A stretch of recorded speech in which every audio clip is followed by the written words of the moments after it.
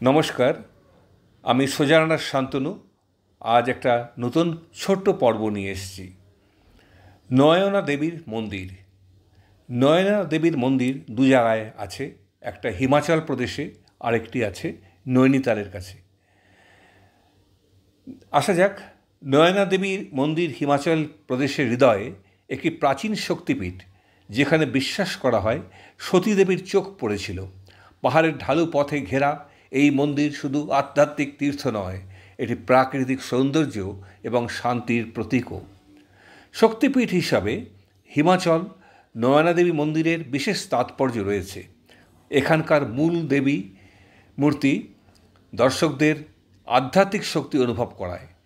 পাহাড়ি বন, মেঘে ঢাকা চূড়া আর নীরব প্রাকৃতিক পরিবেশ ভ্রমণকারীদের মনে এক আলাদা প্রশান্তি দেয়। অন্যদিকে উত্তরাখণ্ডের নৈনিতাল নয়নাদেবী মন্দির শহরের কাছাকাছি নৈনিতাল হ্রদের ধারে অবস্থিত। এটি মূলত স্থানীয় পূজা ও পর্যটকদের জন্য পরিচিত, যদিও এখানে সতীর চোখ পড়েনি।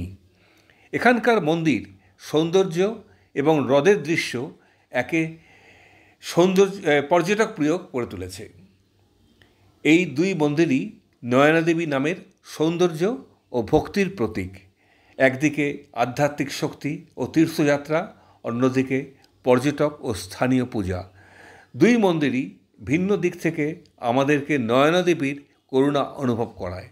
আপনি যদি শান্তির জন্য ভ্রমণ করতে চান আর আধ্যাত্মিক শক্তি অনুভব করতে চান, এই দুটি নয়নাদেবী মন্দির ভ্রমণ তালিকায় রাখা উচিত। এক পাহাড়ি শক্তিপীঠ আর এক হ্রদের ধারে শান্তিপূর্ণ মন্দির। দুই অভিজ্ঞতার সংমিশ্রণ সত্যি অনন্য। আজ এই পর্যন্তই। আপনারা যদি এই তথ্য ভালো লাগে, অবশ্যই লাইক কমেন্ট করবেন।